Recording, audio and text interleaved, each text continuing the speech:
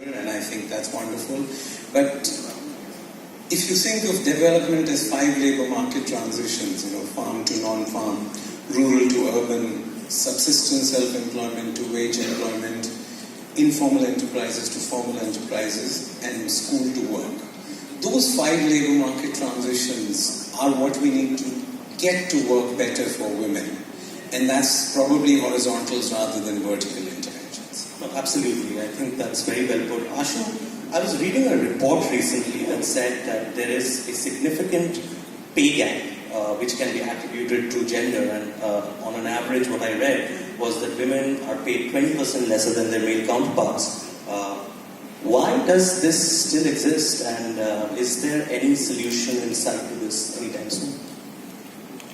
So, the report that you read, I also read, and I think that's an unconscious bias report which probably just polls the formal sector.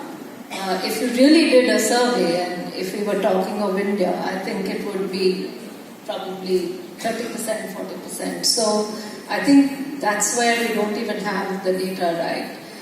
And, taking it from the top, the fundamental issue is around women really not even negotiating their salary, and that really comes from, I would say a confidence issue.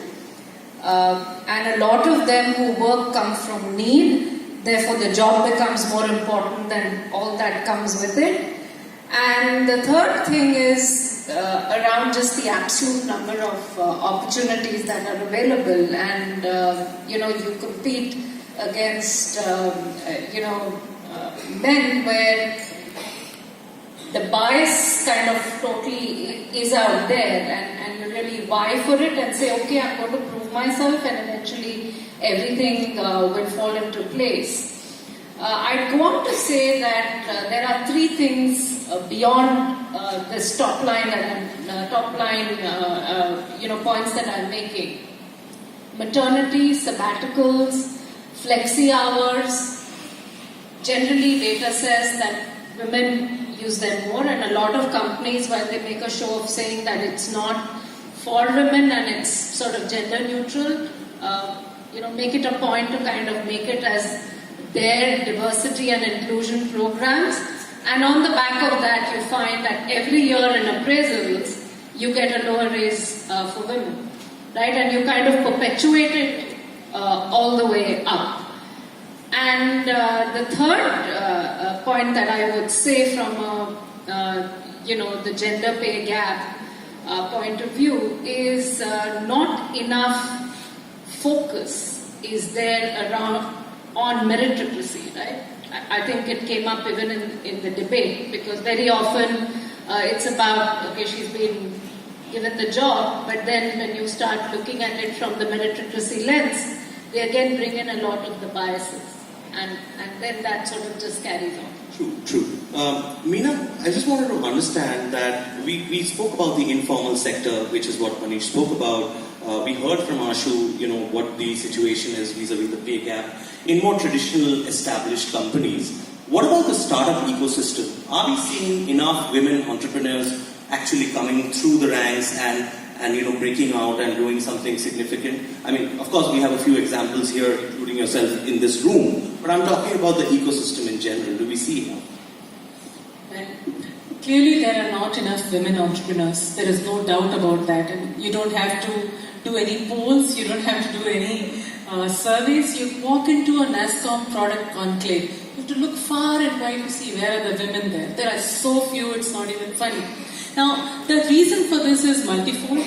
While there is an encouragement to get women into the workforce, there is always this point, okay, you've got a job, now settle down. Now, how unsettling is it to be an entrepreneur? Anybody who's been an entrepreneur will know that's the most unsettling thing. And the entire environment, the society is pushing women to be settled down or settleable. Obviously, they will not be in the entrepreneurial sector.